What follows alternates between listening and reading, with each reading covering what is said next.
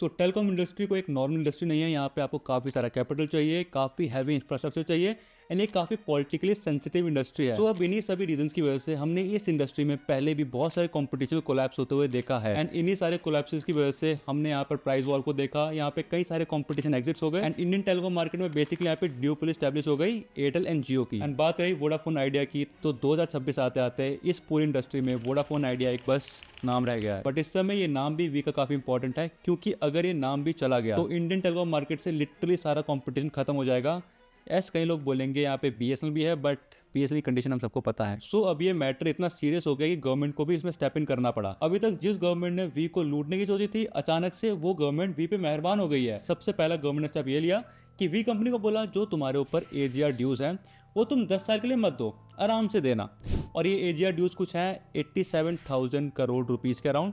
And government ने बोला इसमें भी हम कमेटी बिठाएंगे एंड कमेटी डिसाइड करेगी एंड इसके बाद ये जो अमाउंट है ये और रिड्यूस हो जाएगा। इसका सीधा सीधा इम्पैक्ट ये निकला कि भले वी इस समय प्रॉफिटेबल नहीं है, बट वी इससे सर्वाइव कर पाएगी। So this basically makes we saleable. So अब यहाँ पे मेन क्वेश्चन ये आता है कि जो वी के 49% स्टेक्स है ये गवर्नमेंट से कौन लेगा एंड इससे प्राइस, कॉम्पिटिशन एंड पावर में क्या फर्क पड़ेगा। सो लेट्स बी ऑनेस्ट, ऐसी कॉम्पिटेटिव मार्केट में एंटर करने के लिए कुछ सर्टेन रिक्वायरमेंट्स हैं। लाइक आपके पास अंधा पैसा होना चाहिए, आपके पास पॉलिटिकल कनेक्शंस होने चाहिए, आपके पास भूख होनी चाहिए कंपटीशन को खत्म करने की, एंड लास्ट आपके पास लॉन्ग टर्म पेशेंस होने चाहिए। एंड इन इंडिया इस तरह के लोगों की लिस्ट काफी छोटी है, which brings us to Gautam Adani. Adani के पास ऑलरेडी काफी एक्सपीरियंस है ऐसे रेगुलेटरी सेक्टर में काम करने का, एंड इंफ्रास्ट्रक्चर को बिल्ड करने का भी एक्सपीरियंस है, एंड मोस्ट इंपॉर्टेंटली उनके पास काफी सारा पैसा है। So now if you look at telecom market, ये भी काफी सिमिलर है and Gautam Adani is one of the few people जो स्टार्टिंग का इनिशियल जो लॉसेज होंगे उन्हें ऑब्जर्व कर पाएगा, जो कि एग्जैक्टली सेम चीज जियो ने करी थी 2016 में। सो अगर अडानी इस इंडस्ट्री में एंटर करता है तो सबसे पहले तो प्राइस ड्रॉप हो जाएगा, जिससे शॉर्ट टर्म के लिए कस्टमर को काफी फायदा होगा।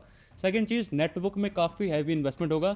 थर्ड चीज, जो जियो एंड एयरटेल की अभी ड्यूओपोली चल रही है इसे काफी तगड़ा चैलेंज मिलेगा। But here is the uncomfortable question, क्या अडानी का इंडियन टेलीकॉम मार्केट में एंटर करना इंडस्ट्री के लिए सही रहेगा? सो अगर अडानी इस इंडस्ट्री में जियो की तरह एंटर करता है तो सबसे ज्यादा नुकसान होगा एयरटेल को, क्योंकि एक तरफ से आएगा जियो, उसने पहले अपने प्राइस एकदम नीचे रखे हैं, दूसरी तरफ से आएगा अडानी जो कंपटीशन देगा जियो को और कम रखेगा, और बीच में आ जाएगा एयरटेल जो पहले से जियो से परेशान है। सो इफ इट हैपेंस, हमें नियर फ्यूचर में जियो वर्सेस अडानी की यहाँ पर एक नई ड्यूओपोली देखने को मिल सकती है एंड एयरटेल एक तरफ कोने में चला जाएगा लाइक वी इस समय है। एंड अगर हम वी एज अ ब्रांड को देखें तो उनकी ऐसा कोई खास लेगेसी नहीं है, वो कस्टमर्स पे अपना ट्रस्ट बिल्ड नहीं कर पाए एंड वो ऑलरेडी काफ़ी डैमेज्ड है। रियलिस्टिकली बताऊं, मुझे नहीं लगता अगर अडानी ने वी के स्टेक्स ले लिए तो ये कंपनी का नाम सेम रखेगा।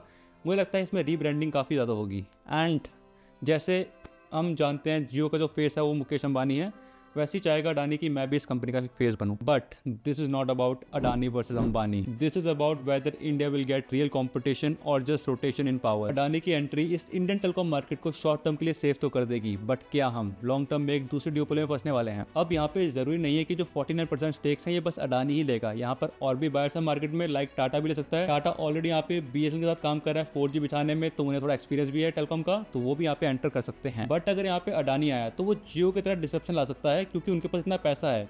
बट मुझे लगता है अगर कोई और कंपनी आएगी या कोई और ओनर आएगा तो वो यहाँ पे थोड़ा सेंसिबल गेम खेलेगा, वो यहाँ पे इतना कैश बर्न नहीं करेगा। बट होपफुली जो भी हो हम लोगों के लिए और इंडियन टेलीकॉम मार्केट के लिए बढ़िया ही हो।